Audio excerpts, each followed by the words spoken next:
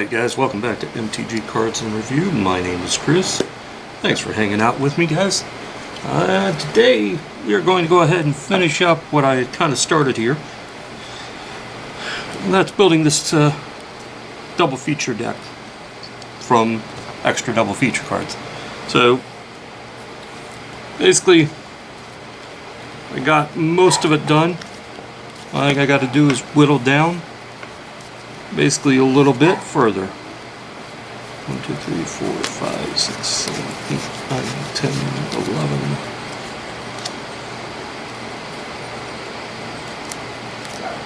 11. Alright, so basically we're going to go ahead and get ourselves 11 cards here from the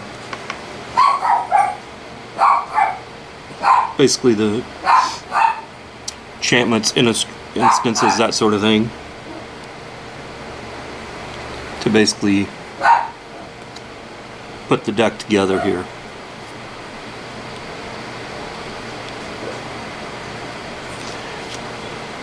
Now, this deck is kind of already built there. You hear my dog has decided that it's time to bark in the background though. I don't know why.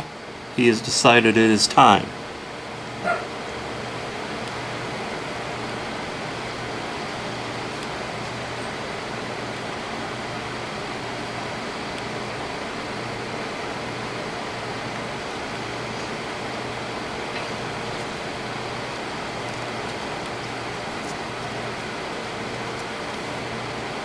Alright.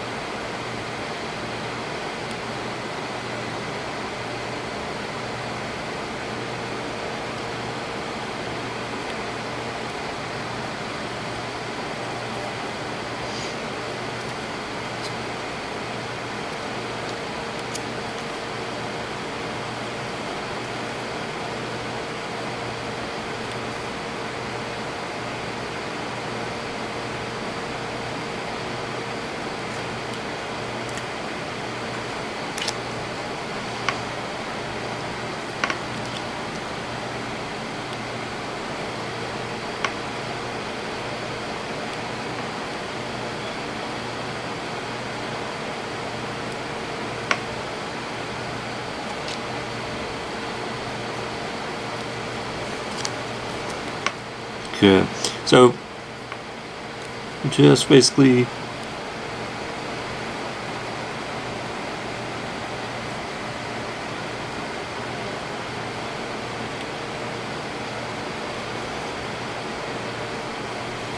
going through, trying to basically narrow this down though, basically as to which I want to go ahead and leave in here.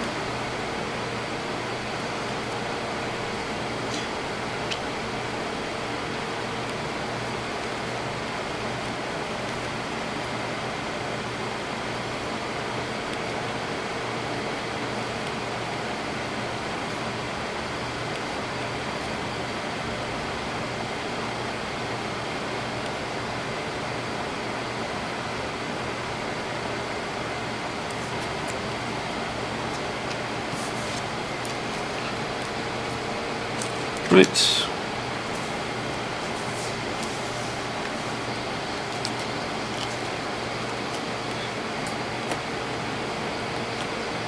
So what I've done is basically I just went through and effectively had 11 sleeves kind of set aside for white, and now we're going to go ahead and check black.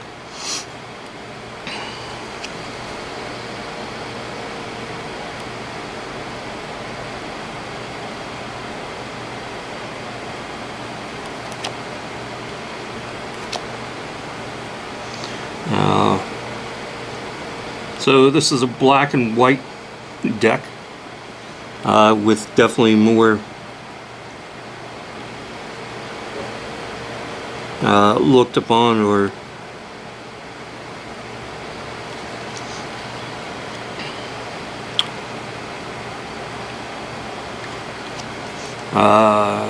basically more heavily toward black, I think, is what you're seeing here. Although it's basically essentially still focused.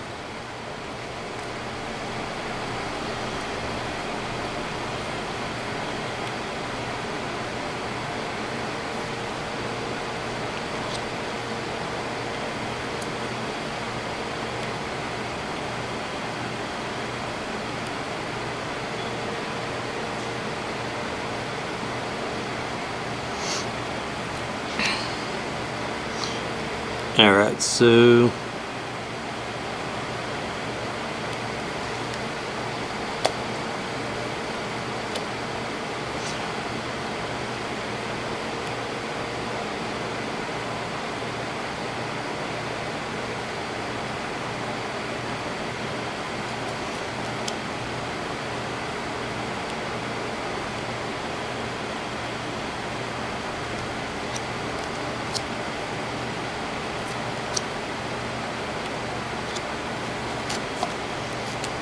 alright, so I think I got 17 over here and then though, so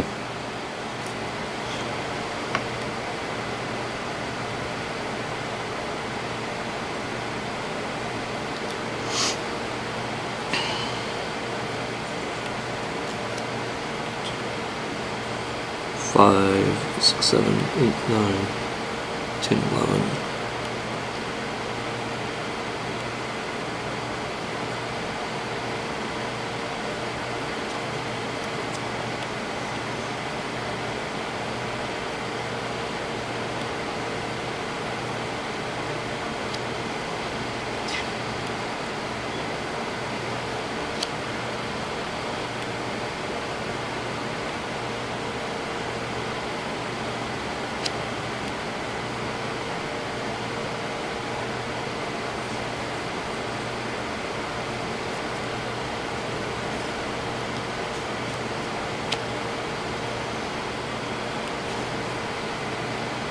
Okay.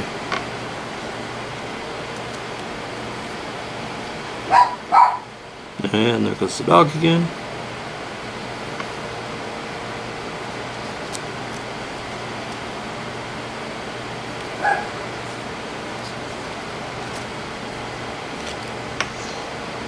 Alright. Yes, I'm going to need to par this down again a little further.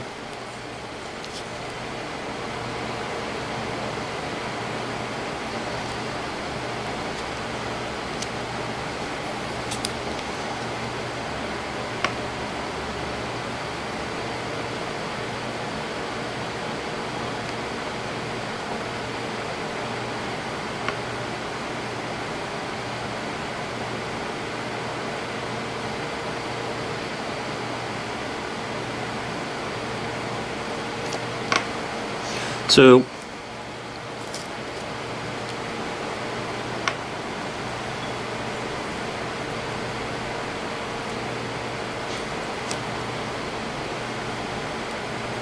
yeah, I don't, when I'm putting this together, I usually don't spend a lot of time talking though, because I'm focused on the actual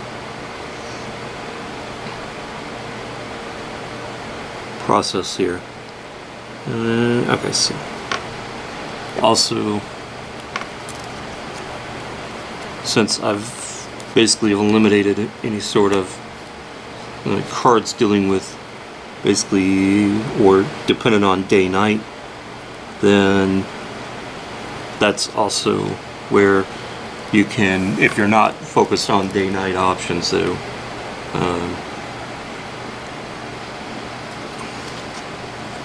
then that's one way to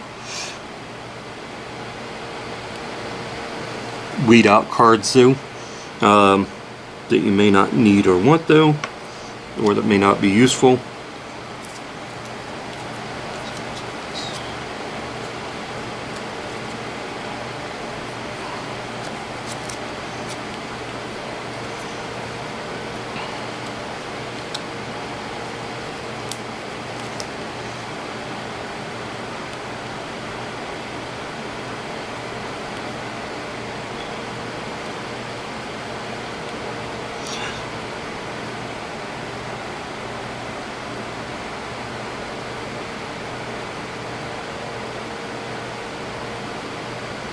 Right.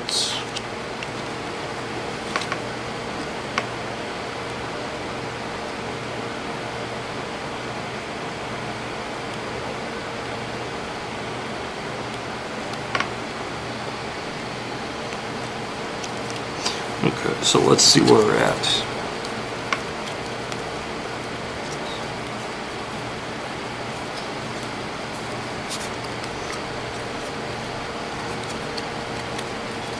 Okay, 15. Okay, so that means that I'm going to draw roll over 2 more white cards at this point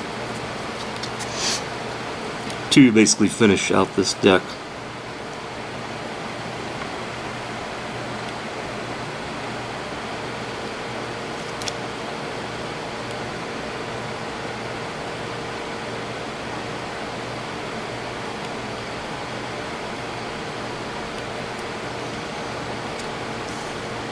Okay, so that is going to basically put our deck together.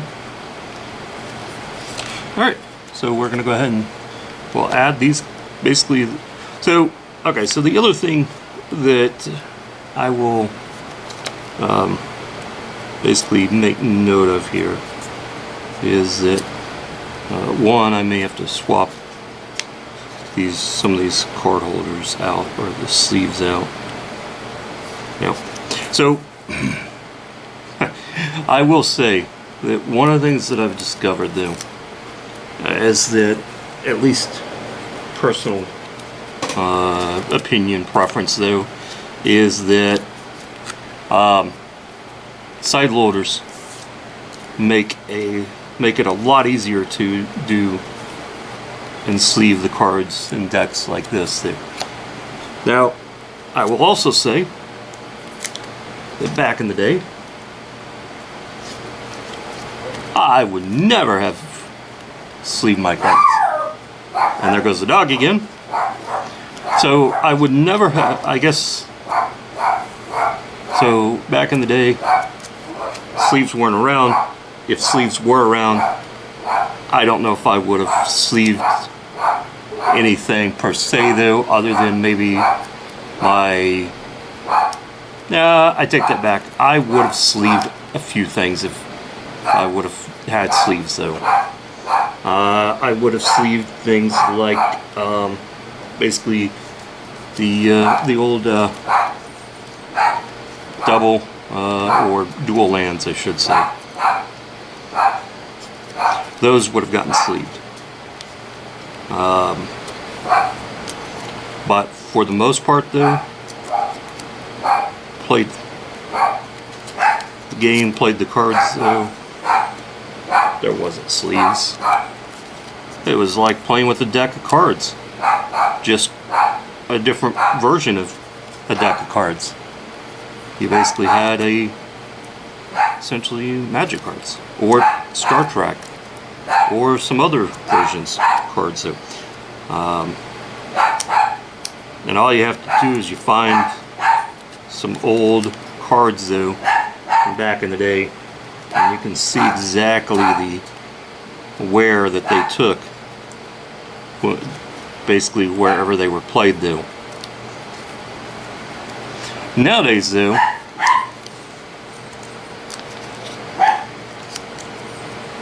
it's a lot easier if you can, well, I should say that you can still play without the sleeves. And from one standpoint, though, of course, basically the cards take up a lot less space without sleeves too. But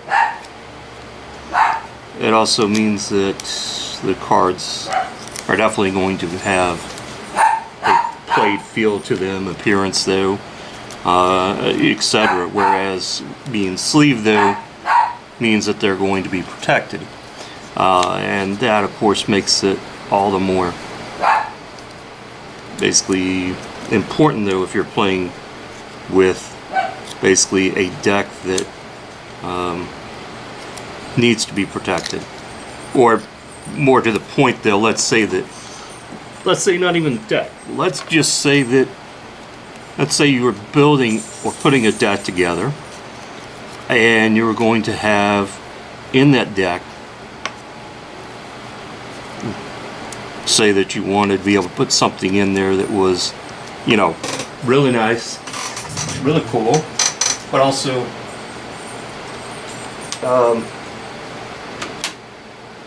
you know, rare, expensive, something like that there that, you know, basically you know, you really wouldn't want to get damaged. Say Kozilek here,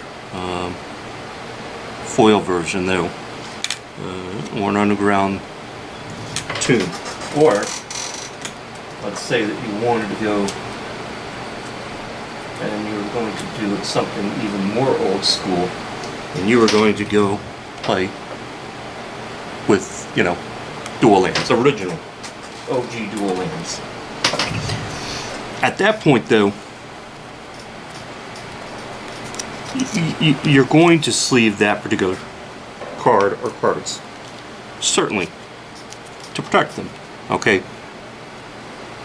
Now, at that point, sure, I would go ahead and actually do exactly what I'm doing here. I would basically put the dual land in a sleeve and then put it in basically a larger sleeve to basically have it more suited for playing though, and well protected. But now, of course, if you take and let's say, so I mean, you could play with this, but you know, still can be easily handled, played with though, but also could get you know, suffer some sort of damage. Whereas now, if you take that particular card and all of a sudden put it inside a basically a more rigid deck card, that at that point though you have basically a better protection for it.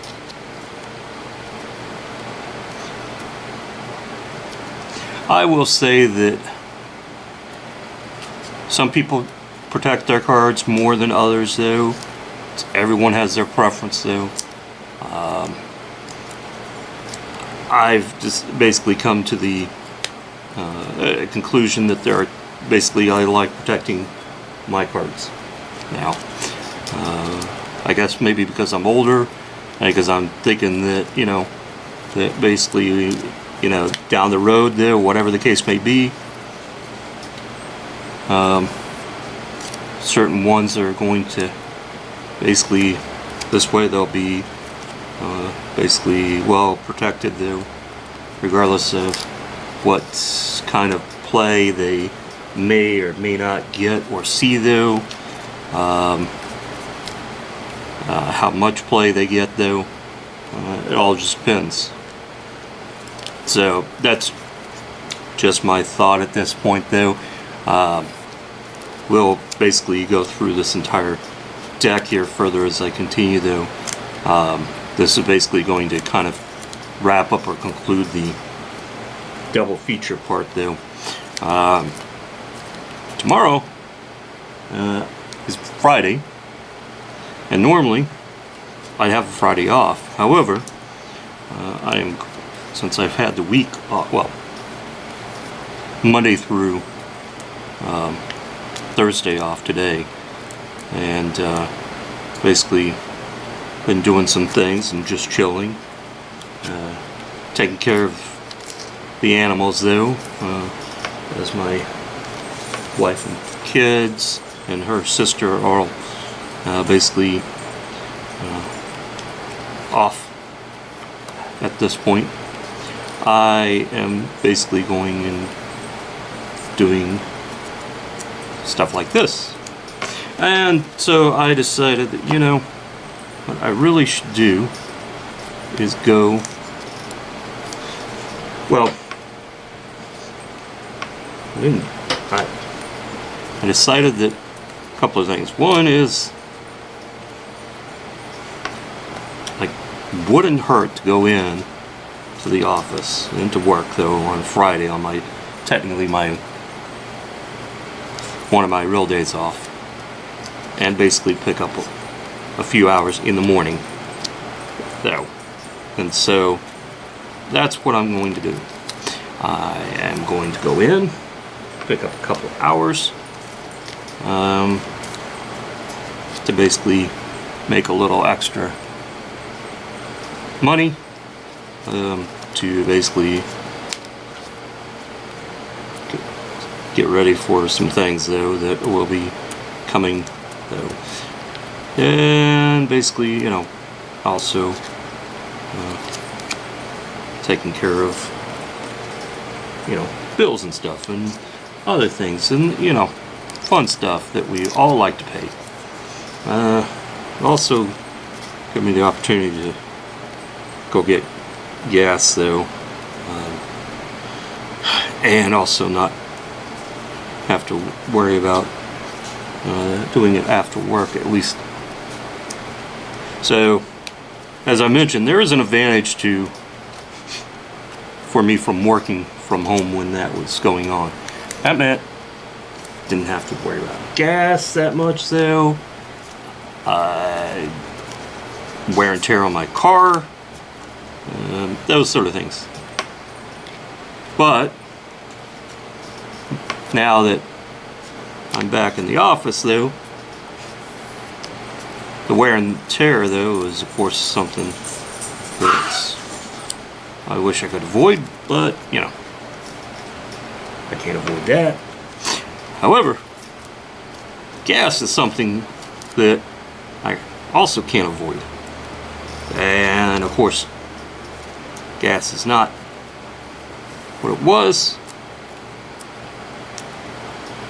and it is basically still quite expensive though, even though it's come down a little bit. But the thing is, the cost of other things have gone up. So that's why I'm going in, but also because then that way I can stop. Luckily we have, well, so between where so I have an hour's drive to and from work, hour each way. If I didn't have that drive, then it wouldn't cost me as much to basically go to and from the office. Takes me, it's about a 40-mile drive each way. Takes me about, like I said, about an hour. And it requires me to get good old-fashioned gas. Now, being in the in New York State means that you basically pay for the privilege of being in New York State. Now, of course, I grew up in Kansas, and I will say that, you know, every state has their way of getting in your pocketbook. You know, either they're basically taxing your income, taxing your property, school taxes though, inspections, insurance. Well, okay, so insurance is kind of a different story. You need insurance, but you get my drift. Basically, there's any number of ways that basically the state likes to get their hands in your pocketbook, and just for some things, you know, there are certain basically benefits though. I mean, obviously, police, fire, emergency services, those are all very beneficial. They benefit everyone who needs them, regardless.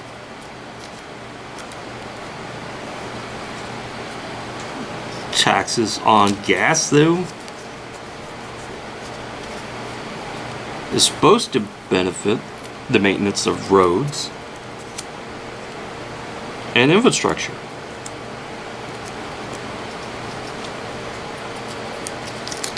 Now, some states tax more or less though, but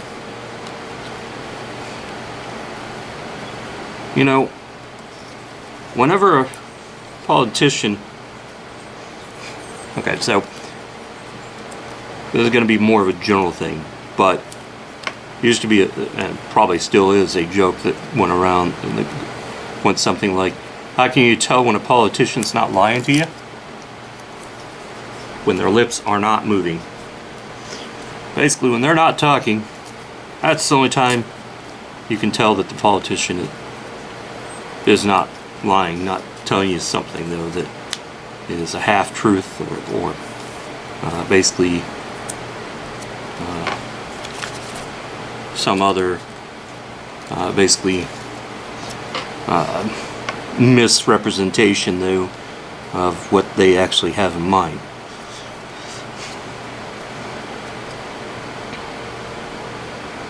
Now, that being said, I will say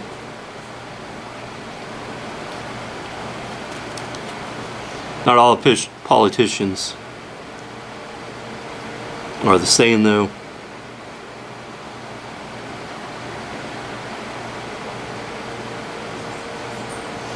Basically, some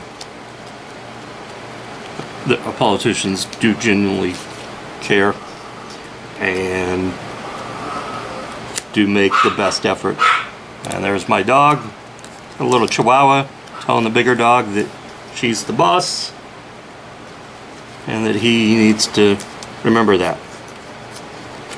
Alright, so we are done with the deck at this point though. Now, basically like with anything, you'd have to shuffle it, test it, find out how good or bad the deck is, and then basically update and repeat. Now that being said, here's what we're going to do. I'm going to go through what's in here for the deck though. You saw me basically put those cards together. So we're going to kind of zoom in and hope that the battery still has enough life. These are, I think, yeah, these are the... So this is basically put together from double feature though, as basically as using the extras that I had though to generate the deck. So you're not going to see basically anything like extra meat hook massacre. I mean, I do have a few of those, I just don't have more than the one and the double feature version.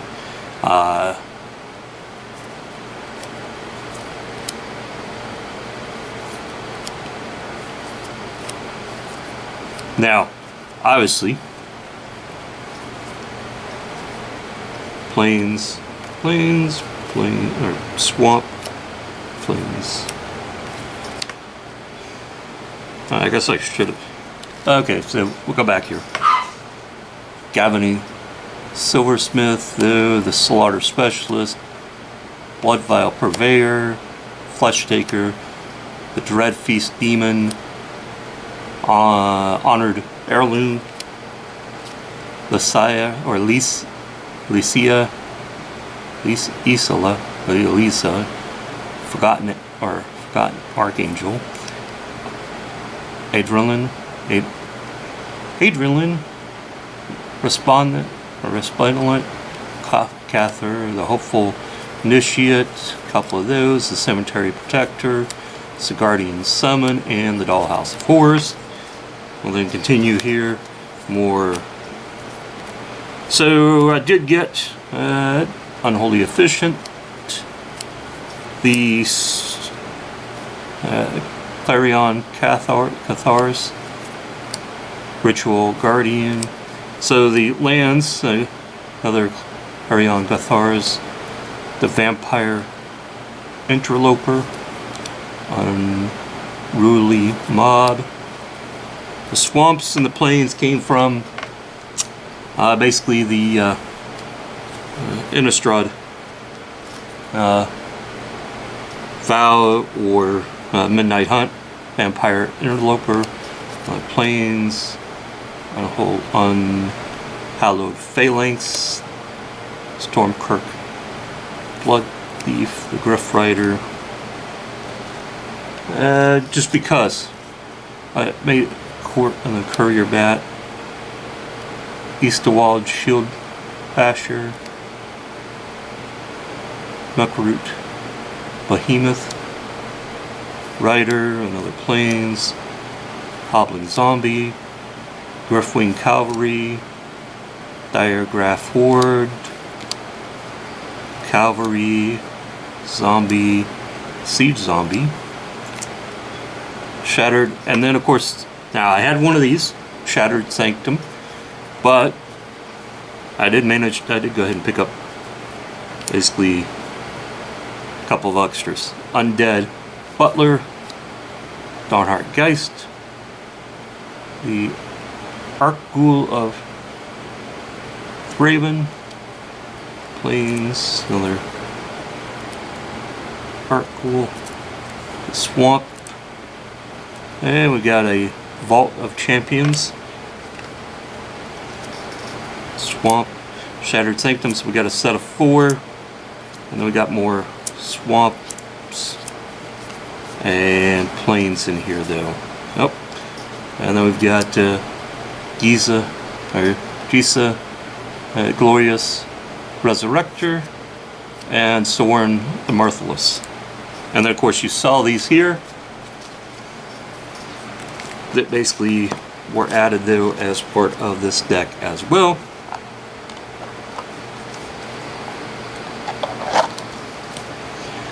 So this basically is going to wrap up this particular segment, although I think I'm going to have to grab some other, basically something else here. So we'll just go through these again. You guys saw them, but the Blood Fountain, Foul Play, Demonstrates, Vampire's Kiss, Gift of Fangs, Duress, Blade Brand, Blood Pact, Hero's Downfall,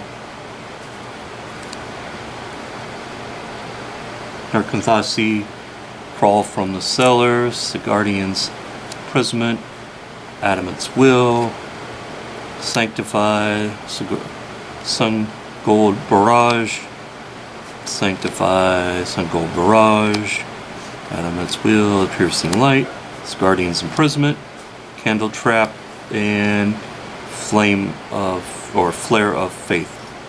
So that basically is going to conclude that deck. I am going to be basically recording and putting some more decks out that have been built, and we will catch you guys in the next video. Looks like the battery is going to die soon. You guys have a great day.